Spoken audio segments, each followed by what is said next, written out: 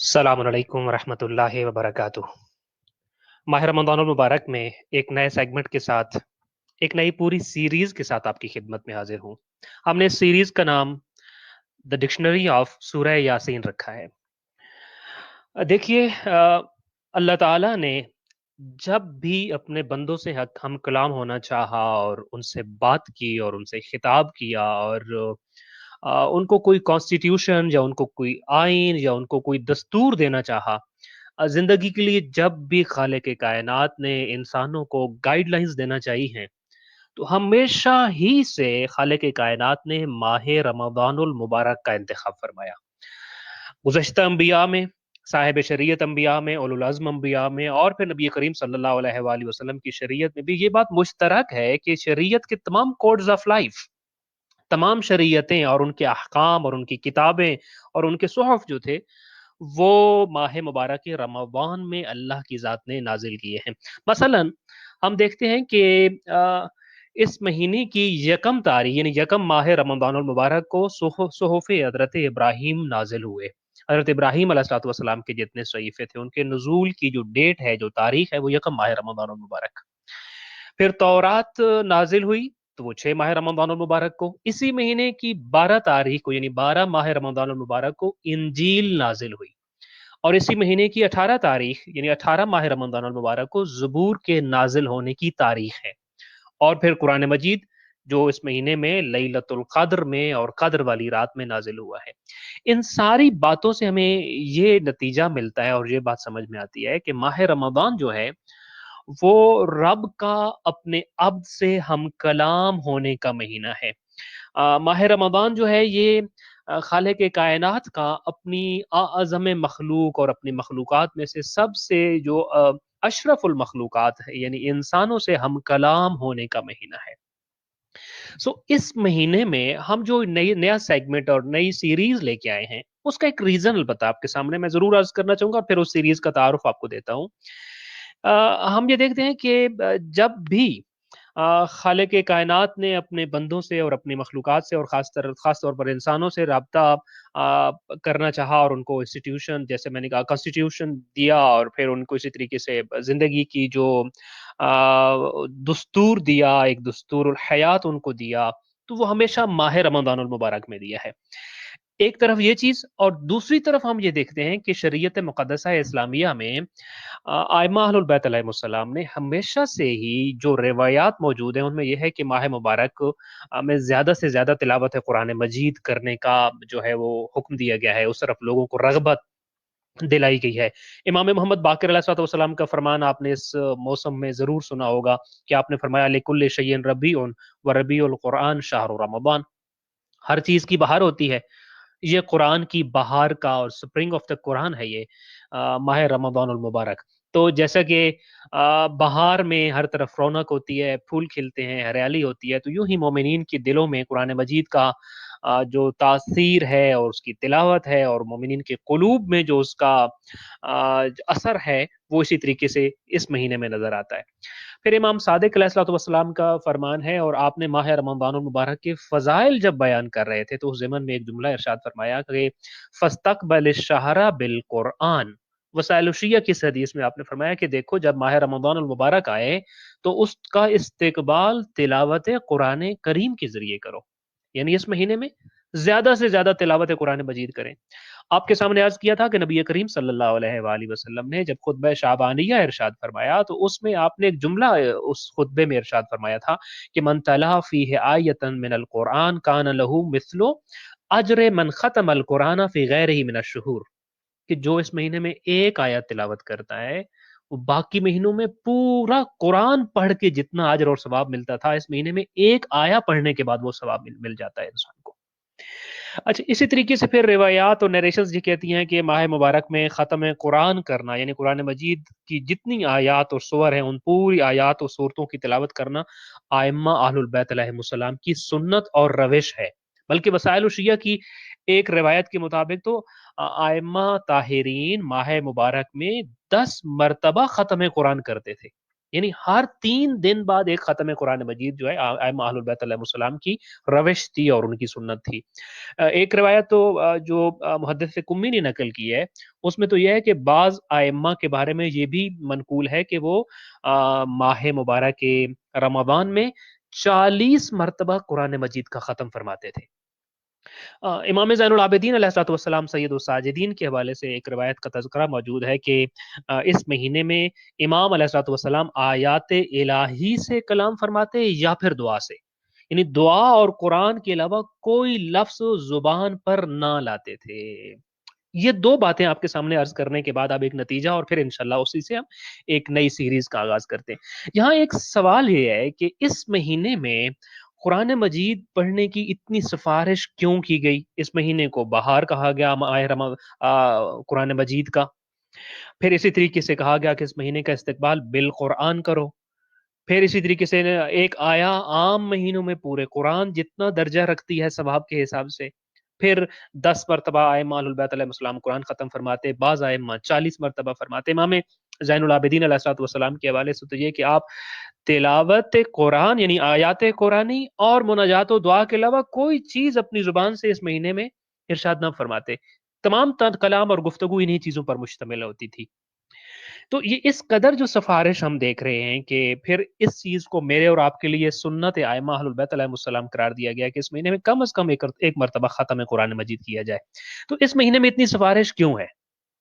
دیکھیے، قرآن وہ کلام ہے کہ جو مصدر وحی سے بندوں کے لیے صادر ہوا اور بندوں کے لیے نازل ہوا ہے، اور اسی مہینے میں نازل ہوا ہے جس سے اس وقت ہم گزر رہے ہیں۔ لہٰذا جب میں اور آپ تلاوت قرآن کرتے ہیں تو اس تلاوت قرآن کا مطلب کیا ہے؟ تلاوت قرآن یعنی یہ یاد دہانی کہ اس ماہ میں خدا اپنے بندوں سے یا رب اپنے عبد سے یا خالق اپنی مخلوق سے ہم کلام ہوا ہے۔ لہٰذا میں وقت نکال کر جلیس القرآن بیٹھ کر بن کر بیٹھوں تو صحیح اور سنوں وہ قرآن کہتا کیا ہے۔ اس مہینے میں جو اتنی سفارش کی گئی ہے کہ قرآن مجید کو آپ زیادہ سے زیادہ پڑھیں، اس کا ایک مقصد یہ ہے کہ تاکہ جب میں قرآن پڑھوں گا تو اللہ نے تو اپنا کلام بھیجا ہے نا، اپنی گفتگو بھیجی ہے، وہ کلام کس کے لیے؟ میرے لیے آیا ہے، ہمارے لیے آیا ہے۔ جب ہم اس کلام کو پڑھیں گے تو پھر ہمیں معلوم ہوگا کہ اس میں کہا کیا گیا ہے، کیونکہ دیکھیے کہیں بھی کوئی بھی آرڈر جب تک آپ کو موصول نہیں ہوتا، آپ تک پاس نہیں ہوتا، آپ اس آرڈر کو obey نہیں کر سکتے۔ جب تک آپ کو کوئی اچھی چیز پتہ نہیں چلتی، آپ اس اچھی چیز پہ عمل نہیں کر سکتے۔ پہلا زینہ یا پہلا قدم یہ ہوتا ہے کہ ان چیزوں کی معلومات مل جائے۔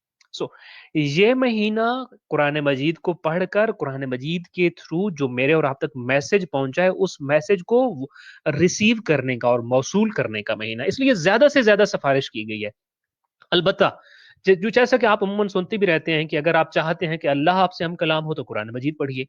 اچھا، اللہ نے تو آپ سے کلام کر دیا، قرآن مجید میں ساری باتیں بیان کر دیں۔ اب اس مہینے کے تلاوت کے بعد جو سب سے زیادہ چیز ریکمینڈڈ ہے وہ دعا ہے، مناجات ہے۔ یعنی اب اللہ کا کلام پڑھنے کے بعد جب آپ کا دل چاہتا ہے کہ اب آپ بھی اپنے محبوب کے ساتھ بات کریں تو آئیے پھر دعا کیجئے، پھر مناجات کیجئے، پھر وہ دعاؤں کے چیپٹرز جو اتنے زیادہ ماشاءاللہ اس مہینے میں جو ہے وہ ہم تک پہنچے ہیں، وہ دعائیں اسی لیے ہیں کہ خالق کائنات کا کلام سننے کے بعد بندہ بھی اپنے خالق سے جب ہم کلام ہونا چاہتا ہے تو وہ دعائیں اور موجود ہوتی ہیں تاکہ خالق کائنات کے ساتھ جو ہے وہ ہم کلام ہوا جا سکے۔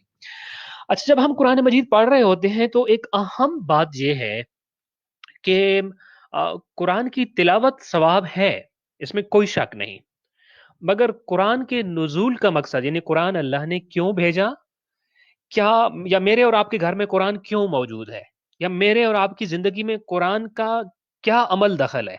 ایک اس کا جواب یہ ہے کہ اس لیے ہے کہ تاکہ ہم تلاوت کریں۔ تو کیا قرآن محض تلاوت کے لیے آیا ہے کہ ہم قرآن کی تلاوت کر لیں تو اس کا مطلب ہے جو قرآن جس مقصد کے لیے نازل ہوا وہ مکمل ہو گیا؟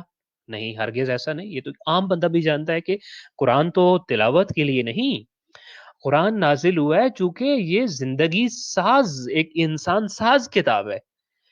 قرآن نازل اس لیے ہوا تاکہ میں اور آپ اس قرآن پر عمل کریں۔ سو قرآن عمل کی طرف بلانے والی کتاب ہے، ہدایت کی طرف بلانے والی کتاب ہے، قرآن دلوں کو پاک اور پاکیزہ کرنے والی کتاب ہے، قرآن انسان کو اللہ کے قریب کر دینے والی کتاب ہے، قرآن انسان کی انسانیت کو بحال کر کے اعلیٰ مراتب کی طرف لے جانے والی کتاب ہے۔ اور یہ کب ہوگا؟ جب ہم قرآن کا پیغام سمجھیں گے اور پھر اس پیغام پر عمل کریں گے۔ لہٰذا اس مہینے میں چونکہ ہم جو ہے وہ سورہ یاسین عموماً سب سے زیادہ تلاوت کرتے ہیں اور قرآن مجید کا دل قرار دے دیا جاتا ہے سورہ یاسین کو، تو قرآن سمجھنے کے لیے دو چیزیں درکار ہوتی ہیں۔ ایک چیز تو یہ ہے کہ آپ کو قرآن مجید میں جو سٹرکچر استعمال ہوا ہے، جو ترکیب جملے میں استعمال ہوئی ہے، جس کو ہم علم النحو کہتے ہیں، علم الصرف کہتے ہیں، پھر معنی و بیان کی علوم ہیں وہ کہتے ہیں، ان علوم کے ذریعے the structure of the sentence کو دیکھیں اور اس اسٹرکچر کے مطابق جو میننگز بن رہے ہیں، میننگ بن رہے ہیں ان کو سمجھیں، ایک طریقہ یہ ہے۔ دوسرا یہ پھر وہاں جو وکیبلری ہے اس وکیبلری کو ان ورڈز کو سمجھیں، اور خاص طور پہ عربی زبان تو بہت زیادہ چاشنی والی اور پر لطف کی زبان اس لیے ہے کہ ہر ورڈ جو ہے وہ اپنی پوری فیملی رکھتا ہے، اور پھر بڑے مزے کی بات یہ کہ ہر ورڈ کے پیچھے ایک ہسٹری ہے کہ وہ کہاں سے اس کا ابتدائی میننگ کہاں ہے، اور وہ عموماً ایک دیہاتی زندگی سے، ایک سادہ زندگی سے جڑا ہوا ہوتا ہے، وہ جو اس زمانے کا کلچر تھا اس سے جڑا ہوا ہوتا ہے، پھر وہ لفظ اور اس کا معنی کیسے ٹریول کرتے ہیں اور پھر ٹریول کرتے ہوئے کیسے ایک اصطلاح یا ٹرم کی شکل اختیار کر لیتے ہیں۔ That is a really very interesting procedure. دوسرا طریقہ جو میں آپ کے سامنے عرض کر رہا تھا کہ وہ یہ ہے کہ ہم ایٹ لیسٹ وکیبولری جو ہے، ذخیرہ الفاظ کے حساب سے الفاظ کے استعمال کو ہم جان لیں کہ ڈکشنری میں عربی کی جو ڈکشنریز ہیں ان میں الفاظ کے بارے میں ان کی میننگ کیا ہے، تاکہ جب کہیں کسی آیا میں ان الفاظ کا استعمال ہوتا ہے تو کم از کم 40 50 60% ہم اس آیا کو سمجھنے کی پوزیشن میں ہوں، وگرنہ دوسرے علوم تو سیکھنے کے لیے یقیناً دینی درسگاہیں اور وہ خاص قسم کے ماحول درکار ہیں کہ جو یقیناً ہم اس طرح سے یہاں سے پرووائڈ نہیں کر سکتے۔ سو اس لیے سورہ یاسین قلب قرآن کہا جاتا، پھر ہم سب سے زیادہ پڑھتے ہیں، پھر اس کے الفاظ سے بہت زیادہ مانوس ہیں، لہٰذا ہم نے چاہا کہ سورہ یاسین کے وہ الفاظ جو یہاں ہم پڑھتے ہیں ان کے جو میننگ ہے ان کی طرف ہم متوجہ کریں اپنے آپ کو، اپنے محترم ویورز کو، لسنرز کو، تاکہ وہ لفظ جہاں یا قرآن مجید میں کسی بھی اور جگہ استعمال ہو تو آپ اس کے بارے میں ایک لفظ ایک پورا کانسیپٹ ہوتا ہے۔ بعض الفاظ ایسے ہیں قرآن مجید کے کہ جو پورا ایک نظریہ پیش کرتے ہیں، تو وہ لفظ جب کلیئر ہوگا تو وہ ایک لفظ کلیئر نہیں ہوگا بلکہ ایک پورا نظریہ کلیئر ہوگا، اور وہ اس نظریے کو سمجھ کر پھر ہم قرآن مجید کی بارہا اور مختلف جگہوں پہ وہ لفظ استعمال ہوتا ہے تو ان آیات کو سمجھنا ہمارے لیے بہت آسان ہو جائے گا۔ سو ہم نے تقریباً 200 راؤنڈ اباؤٹ 200 ورڈز کا انتخاب کیا سورہ یاسین میں سے۔ انشاءاللہ تعالیٰ ان کو ہم ون بائی ون آپ کے سامنے پیش کریں گے، اور خالصتاً ایک کلاس ٹائپ اب کہہ لیجیے ہمارا یہ گیدرنگ، ہمارے یہ سیگمنٹ ہوگا، اور آئی ہوپ انشاءاللہ آپ اس کو انجوائے کریں گے ان اے وے کہ یہ قرآن جاننے اور قرآن سیکھنے اور قرآن سمجھنے کی طرف that is a step towards understanding Quran, اور قرآن کو سمجھنے کے لیے انشاءاللہ تعالیٰ یہ چیز ہمارا پہلا قدم ہوگا۔ سو ہم نے جو راؤنڈ اباؤٹ 200 ورڈز کا انتخاب کیا، 200 کے قریب الفاظ کا انتخاب کیا، ان کو پھر ہم نے الفابیٹیکلی حروف تہجی کے اعتبار سے انشاءاللہ بیان کریں گے، البتہ ساتھ میں وہ آیا ضرور بیان کریں گے ہم آپ کے سامنے کہ جس آیا میں اس لفظ کا استعمال ہوا ہے، اور پھر اگلا اہم ترین مقصد یہ ہوگا، جیسے میں نے ابھی آپ سے کہا کہ ایک لفظ ایک نظریہ بیان کرتا ہے، ایک زندگی کا ایک پہلو بیان کر رہا ہوتا ہے، این اسپیکٹ آف لائف اس کے اندر چھپا ہوا ہوتا ہے۔ سو ہم جب لفظ کو سمجھ رہے ہوں گے اور سمجھ جائیں گے انشاءاللہ، تو پھر ہم نے اس نظریے کو کلیئر کرنا ہے، اور اس لفظ کے اندر سے جو میرے لیے قرآن مجید کی لائنز میں پیغام ہے اس کو ضرور سمجھنا ہے، اور انشاءاللہ تعالیٰ کوشش یہ کرنی ہے کہ میں نے جو لفظ سمجھا اور اس لفظ کے ذریعے وہ آیا سمجھی، سو I'll be living with the message of that ayah and with the meaning of that word۔ یہی حقیقی کامیابی ہے قرآن مجید سمجھتے ہوئے۔ سو انشاءاللہ تعالیٰ ہم آغاز کرتے ہیں سورہ یاسین کی ڈکشنری کے حوالے سے، جو ہمارا یہ سیگمنٹ ہے۔ جب ہم نے تمام الفاظ کا انتخاب کیا تو حروف تہجی میں جو ہمارے پاس پہلا ورڈ جس کو ہم ضروری سمجھتے ہیں کہ جس کی توضیح و تشریح کی جائے، وہ لفظ ہے آثارہم، جو سورہ یاسین میں لفظ استعمال ہوا ہے۔ سورہ یاسین میں جو آیا ہے وہ اس طرح سے ہے کہ اِنَّا نَحْنُ نُحْيِي الْمَوْتَى وَنَكْتُبُ مَا قَدَّمُوا وَآثَارَهُمْ وَكُلَّ شَيْءٍ أَحْصَيْنَاهُ فِي إِمَامٍ مُبِينٍ۔ یہاں لفظ وآثارہم آیا ہو، آثار جو ہے یہ اس کے جو روٹ لیٹرز ہیں وہ الف، سا اور را ہیں۔ اثر جو ہے اردو زبان میں بہت زیادہ استعمال ہوتا ہے یہ لفظ، I'm sorry۔ अमूमन हम देखते हैं कि उर्दू ज़ुबान में इसका इस्तेमाल असर का भी और इसका जो आगे जमा है या जो प्लूरल है उसका भी बहुत ज़्यादा। मसलन मैं आपको अगर मिसाल दूँ, अमूमन कहते हैं ना ये फलां चीज़ का असर हो गया है, फलां पे फलां शख्स की सोहबत का असर हो गया है। इस चीज़ पर फलाने चीज़ का असर पड़ गया है, इस चीज़ के ऊपर मौसम का असर पड़ गया है। असर असर भी हमारे यहाँ लफ्ज़ इस्तेमाल होता है, असर की 2 जमा हैं, एक वो जो अरबी में इस्तेमाल होती है आसार, एक वो जमा या प्लूरल जो उर्दू खुद असर की बनाता है वो होता है असरात। लिहाज़ा हम असर को भी इस्तेमाल करते हैं, आसार को भी उर्दू में इस्तेमाल करते हैं। मसलन हम वो कहते होते हैं जी कि आसार कदीमा, इसी तरीके से गुस्से के आसार, खुशी के आसार फलां शख्स के चेहरे पर आए। इसी तरीके से असरात भी लफ्ज़ हम इस्तेमाल करते हैं जो कि इसी असर की जमा है। हम जैसे कहते हैं गर्म मौसम के असरात जो हैं वो ये होते हैं और सर्दियों के असरात ये हैं और फलां दवाई और फलां मेडिसिन के असरात ये हैं और ये चीज़ें उसमें आती हैं। सो असर भी हम उर्दू में लफ्ज़ इस्तेमाल करते हैं, आसार भी इस्तेमाल करते हैं और असरात भी इस्तेमाल करते हैं और ये तकरीबन इसका जो उर्दू में माना है, ये वही बनता है तकरीबन उसके करीब-करीब है जो अरबी ज़ुबान में जिस माना में ये लफ्ज़ इस्तेमाल होता है। लेकिन बहुत इंटरेस्टिंग बात अगर मैं आपके सामने अर्ज़ करूँ, जिससे हमने इंशाल्लाह एक बात ख़ास तौर पे समझनी है आप आज आज के दिन में, वो ये है कि अरब लोग चूँकि मैंने पहले अर्ज़ किया ये देहाती माहौल था और ऊँट पालते थे, जानवर पालते थे। अब ऊँट अरबों के पास बहुत ज़्यादा होते थे और इतने ज़्यादा ऊँट कि अमूमन उन सब ऊँट को देखते ही पहचान लेना उनके लिए मुश्किल होता था कि ये मेरा ऊँट है या किसी और का है और चूँकि तादाद बहुत ज़्यादा होती थी उनके पास फिर इतनी ज़्यादा मिकदार में ऊँट मौजूद होते थे, तो लिहाज़ा अरब लोग ये करते थे कि अपने-अपने जानवरों के ऊपर निशानियाँ लगा लेते थे कि ये मेरा जानवर है। अब ऊँट के ऊपर जब निशानी लगाई जाती थी, तो ऊँट का जो पाँव है, उसके तलवा चूँकि वो बिल्कुल हमवार होता है, तो उसके तलवे के ऊपर वो निशान लगाते थे और फिर उसके लिए एक लफ्ज़ इस्तेमाल करते थे कि आसरतुल बईरा यानी मैंने ऊँट के तलवे पर निशान लगाया है, लगा लिया है कि ताकि गुम होने की सूरत में मुझे मेरा ऊँट ढूँढने में आसानी हो और वो जो है वो ऊँट मैं वापस ले ले लूँ। इसी तरीके से शायद आपने देखा हो कि घोड़े की जो पीठ होती है, उसके ऊपर भी वो निशान लगाते थे मुख्तलिफ कबीला हर कबीले का एक खास निशान होता था और ऊपर निशान लगा देते थे कि अगर ये गुम हो जाता है, तो फिर वो निशान के ज़रिए उनको मालूम हो जाता था, कहीं मिलता था कि ये हमारा ऊँट है, ये हमारा घोड़ा है, ये हमारा जानवर है। लिहाज़ा आसार का इब्तिदाई तरीन माना जो हमें मिलता है, वो ये है कि किसी चीज़ को निशान ज़दा कर देना, किसी चीज़ के ऊपर निशान लगा देना, किसी चीज़ के ऊपर अलामत लगा देना ताकि वो चीज़ फिर जिसकी अलामत लगी हुई है, उसके नाम से पहचानी जाए। जिस कबीले की अलामत लगी हुई है, वो जानवर उसी कबीले का शुमार होगा और उसी कबीले के नाम से पहचाना जाएगा। कुरान में ये लफ्ज़ बिल्कुल इसी अंदाज़ में इस्तेमाल हुआ है। कुरान मजीद में इरशाद होता है कि सीमाहुम फी वुजूहिहिम मिन असरिस सुजूद। बहुत खूबसूरत माना कि कसरत सुजूद की वजह से मोमिनों की पेशानियों पर निशान पड़ गए हैं। मिन असर सुजूद, असर वही चीज़ है। जैसे मैंने अभी आपसे कहा असर का माना क्या है? निशान ज़दा करना। असर का मतलब है अलामत लगाना। मोमिन के ऊपर भी एक अलामत लगी होती है। जैसे उन कबीलों में जो अरबों में पाए जाते थे, कबीले के जो मालिक होते थे उन जानवरों के, वो मालिक अपने जानवरों के ऊपर अलामत लगाते थे ताकि हर कोई पहचान ले कि ये मेरा जानवर है। इंसान भी ऐसे जो है वो आज़ाद नहीं है। अल्लाह ये फरमाता है जो इंसानों में से मोमिन हैं वो भी निशान ज़दा हैं।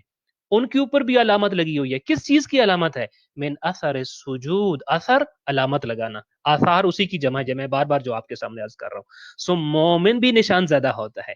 मोमिन के ऊपर भी अलामत छोड़ी जाती है, अलामत मौजूद होती है ताकि पहचाना जाए कि ये किसका है।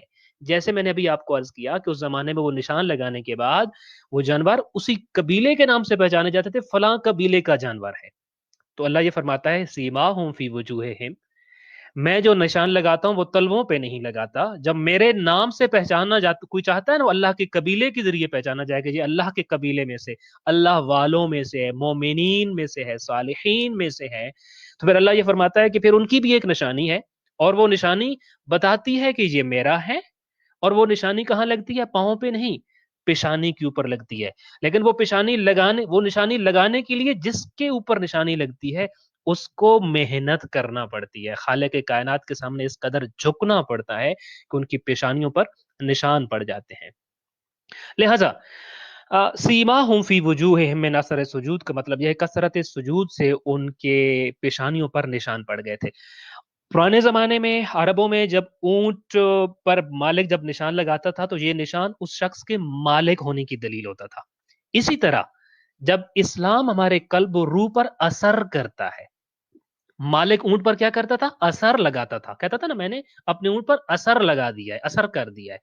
इसी तरीके से जब इस्लाम हमारे कल्ब और रूह पर असर करता है, तो इसका मतलब क्या होगा?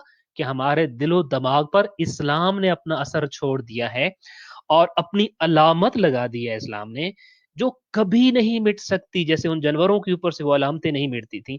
अब इस्लाम के असर करने का मतलब है कि जब मैंने इस्लाम कबूल कर लिया, जब मैं मोमिन हूँ और मेरे ईमान ने मुझ पे असर किया, तो कुछ ऐसी अलामतें लगाई हैं, कुछ ऐसी डायरेक्शंस दी हैं, कुछ ऐसे आमाल दे दिए हैं कि जो अपना असर छोड़ेंगे, वो अपनी अलामत लगा दी, वो कभी नहीं मिट सकती है। लिहाजा हम इस्लाम के निशान ज़दा बन जाते हैं। सो ईमान का असर हो जाना या इस्लाम का असर हो जाने का मतलब यह है कि वो आमाल जो इंसान को मोमिन या मुसलमान बनाते हैं, वो अमाल हमारे रूह पर असर हो कर दें, हमारे रूह पर अपना निशान छोड़ दें। लिहाजा इस्लाम के जेर असर होना या किसी के ज़ेरे असर होना या उसके नक्शे कदम पर चलना या उसके तरीक़ेकार पर चलना, ये माना होगा आसार का। कुरान मजीद में ये लफ्ज़ एक और जगह इस्तेमाल भी हुआ है कि क़ालहुम उलाए अला असरी, कि जब हज़रत मूसा अलैहिस्सलातु वस्सलाम कोहे तूर पे जा रहे थे और 70 अपने मुंतखब लोगों को कोहे तूर पे लेके जाना था, तो इंतखाब कर लिया, लेकिन तूर पे उन लोगों से पहले पहुंच गए। जब तूर पे पहुंचे तो खालिक कायनात ने उनसे पूछा, वमा आजलका अन कौमिका या मूसा, मूसा ये आप अपनी कौम से पहले क्यों आ गए हो तूर पे? हालांकि वो 70 लोग भी तो आप भी लेके आ रहे हो, वो 70 यू हैव सिलेक्टेड देम। वो उनको इसलिए सिलेक्ट किया था कि तूर पे लेके जाऊंगा, क्योंकि वो कहते थे कि हम खुदा को देखना चाहते हैं। तो जब पहुंचे तो खालिक कायनात ने पूछा कि आप उनसे पहले क्यों आ गए हो? तो जवाब में यही लफ्ज़ हज़रत मूसा का शामिल है, उनके कलाम में शामिल है। क़ाला, तो मूसा अलैहिस्सलातु वस्सलाम ने कहा, हुम उलाए अला असरी, कि वो जो हैं, वो मेरे नक्शे कदम पर हैं, वो मेरे तरीक़ाकार के पाबंद हैं। मैं आ गया हूँ तो वो भी आएँगे। जब मैं यहाँ पे आ गया हूँ तो वो मेरे ज़ेरे असर है, वो भी ज़रूर आएँगे। हुम उलाए अला असरी, यानी वो मेरे पीछे आ रहे हैं, मेरे नक्शे कदम पर आ रहे हैं। अजिल्तु इलैका रब्बे लितर्दा, कि परवरदिगारा मैं तो ज्यादा जल्दी इसलिए आ गया कि तू खुश हो जाए, कि मैं कितना बेचैन था तेरे साथ मुलाकात के लिए। खैर, जो माना आपके सामने अर्ज करना चाहता हूँ, देखिए आप यहाँ असर को अगर समझ जाएंगे तो उससे कुरान मजीद में जहां जहां असर ये लफ्ज इस्तेमाल हुआ है, वहां आप इस बात का उस लफ्ज का तर्जमा समझ सकते हैं, उसकी मीनिंग्स तक जा सकते हैं, उसके मानी तक जा सकते हैं। एक माना अभी आपके सामने अर्ज किया, जो आप अपनी स्क्रीन पे भी देख सकते हैं, कि पहला इसका माना है निशान ज़दा करना, अलामत लगाना। अच्छा, इसका एक और माना भी है। आसरा जो है वो उससे जब हम यानी असरा से जब हम बाबे इफ़आल बनाते हैं तो वो आसरा बनता है, और उससे एक लफ्ज़ बनता है ईसार। उसको भी हमने उर्दू में बहुत सुना हुआ है। ईसार व कुर्बानी, इस्लाम ईसार का मज़हब है, इस्लाम कुर्बानी का मज़हब है, इस्लाम एहसान का दर्स देता है, ईसार का दर्स देता है। ईसार इसी से निकला है। अच्छा, ईसार यानी इस माना में असरा का मतलब क्या है? असरा का मतलब ये होता है कि एक चीज को दूसरी चीज के ऊपर प्रेफर करना, प्रेफरेंस देना, तरजीह देना, किसी चीज को ज्यादा पसंद करना, किसी एक चीज को ज्यादा बेहतर समझना। क्यों? किसी प्रेफरेंस क्यों दे रहे हैं? चूंकि वो चीज अफजल है, लिहाजा उसको प्रेफरेंस दिया जा रहा है, उसको ज्यादा पसंद किया जा रहा है और उसको बेहतर समझा जा रहा है। इसी हवाले से कुरान मजीद में ये अल्फाज मौजूद हैं, वयुसिरूना अला अनफुसिहिम, कि वो दूसरों को अपने ऊपर प्रेफरेंस देते हैं। जब कोई भी नेमत हमें मिलती है, इसार का मतलब यही होता है ना, यानी अपनी जरूरत को पीछे छोड़ देना, किसी और जरूरतमंद का ख्याल रखना। इसार का मतलब यह है कि अपनी भूख की परवाह ना करना, किसी और भूखे को खिला देना। इसार का मतलब यह है कि अपनी जरूरियात को पूरा करने की फिक्र में ही ना लगे रहना, बल्कि अपनी जरूरियात को बाद में और मुस्तहिकीन की जो जरूरियात है उनको अपने से पहले रखना। कुरान ने इसीलिए मोमिनीन की सिफात में बयान किया, वयुसिरूना, दे गिव प्रेफरेंस, वो प्रेफरेंस देते हैं, तरजीह देते हैं, पसंद करते हैं दूसरों को बेहतर समझते हैं दूसरों को, किस पर? अला अनफुसिहिम, अपने ऊपर। ये मोमिन की निशानी है कि वो हमेशा दूसरों को अपने ऊपर प्रेफर करेगा, कि जब भी किसी अच्छी चीज में कोई मुनाफे का काम हो, कुछ बेहतरी का काम हो, तो उसकी ख्वाहिश होगी ये बेहतरी पहले मेरे मोमिन भाइयों को पहुंचे, बाद में मैं मेरे पास पहुंचे। इसी तरीके से जनाब यूसुफ के किस्से में हमें मिलता है, ये लफ्ज वहां पे भी इस्तेमाल हुआ है बमाना प्रेफरेंस, या तरजीह देना, या पसंद करना, या इसार के माना में इस्तेमाल हुआ है कि जब हज़रत यूसुफ अलैहिस्सलाम के भाई जब वहां पे मिस्र में गए और जनाब यूसुफ से मुलाकात हुई और देखा कि ये तो अब अजीज मिस्र बन चुके हैं, तो वहां पे उन्होंने ये लफ्ज इस्तेमाल किया, ताल्लाहे लकद आसरकल्लाहु अलैना, बाखुदा अल्लाह ने आसरकल्ला, अल्लाह ने आपको तरजीह दी है, अल्लाह ने आपको फजीलत दी है, अलैना, हम पर, अल्लाह ने हमारी निस्बत आपको ज्यादा पसंद किया, अल्लाह ने आपको जो है हमारे ऊपर तरजीह दी है। वह इन कुन्ना लखातीन, बेशक हम ही खताकार थे, हम ही गलती पर थे, लिहाजा अल्लाह ने आपको हमारे ऊपर फजीलत दी है। सो असरा का एक माना निशान ज़दा होना, अलामत होना, दूसरा माना होता है तरजीह देना, पसंद करना। साथ साथ अगरचे मैं मेरे ख्याल में अर्ज करता जाऊं कि हमने इससे अपने लिए जो मैसेज निकालना है वो क्या है। ये लफ्ज आपको पहले ये बता रहा था कि देखिए, अ, कोई भी जानवर किसी भी कबीले का होता है, तो उस जानवर पे जब वो निशान ज़दा होता है तो कोई उस जानवर को नुकसान नहीं पहुंचाता, हर एक को पता होता है ये किसका जानवर है। इंसान जब आया है तो क्या ये जानवर से भी कम कीमत है? यकीनन। इसको देख के भी तो पता चलना चाहिए कि ये आज़ाद है, ये भी किसी का बंदा है। और कुरान मजीद ने फरमाया सीमाहुम फी वजूहिहिम मिन असर सुजूद। अगर इसका माना जैसा कि निशान ज़दा करना है, तो मेरे और आप, हम मैं और आप निशान ज़दा हों खालिक कायनात की फर्मा बरदारी के सिलसिलों में और खालिक कायनात के अहकाम की बजावरी के सिलसिले में। दूसरा माना जो मुझे और आपको यहाँ लेना है वो ये है कि आसरा का मतलब होता है तरजीह देना। हमें ये लफ्ज बता रहा है, देखो अजीम लोग वो हैं, इसार करने वाले लोग वो हैं जो अपनी जिंदगियों में दूसरों की जरूरियात को अपनी जरूरियात पे मुकद्दम जानते हैं, तरजीह देते हैं, दूसरों को अपने से बेहतर समझते हैं। इसका तीसरा माना भी है। अलबत्ता तीसरा माना जो है ना वो इस माने ने, वो जो पहला माना था कि वो जानवरों के ऊपर अलामत और निशानी लगाते थे, इस ये उसी से डिराइव हुआ है। इस माना ने उसी माना के अंदर से जन्म लिया है। ये लफ्ज मजाजन हर ऐसी चीज पर अब दलालत करने लग पड़ा है कि जो किसी और चीज पर दलालत करती है, यानी हर वो चीज जो किसी और चीज का पता दे। जैसा कि हमने अभी आपके सामने लिखा, जिसको हम अलामत कहते हैं ना, ये चीज फलां चीज की अलामत है, ये शायद फलां चीज की यादगार है, या निशानात कदम। हम अमूमन किताबों में एक मिसाल पढ़ते हैं कि अगर आप जंगल में जा रहे हो और आपके सामने अपने सामने देखते हैं कि रेत पे शेर के पंजे के शिकार हैं, निशान हैं, तो फिर आप फौरन समझ जाते हैं कि यहाँ से अभी कोई शेर गुजरा होगा। तो ये निशानात कदम चूंकि किसी और चीज के ऊपर दलालत करते हैं, किसी और चीज का पता देते हैं। सो वो अलामत जैसे पता देती थी जानवरों के ऊपर ना कि ये किस कबीले का जानवर है या कौन किस मालिक का जानवर है, इसी तरीके से अब ये लफ्ज निशानात कदम के लिए या अपने पीछे छोड़ी गई अलामतों के लिए इस्तेमाल होने लग पड़ा है, या जो पीछे यादगारें, हम आसार कदीमा का जो लफ्ज है ना वो इस तीसरी कैटेगरी में आएगा। आसार कदीमा यानी क्या मतलब?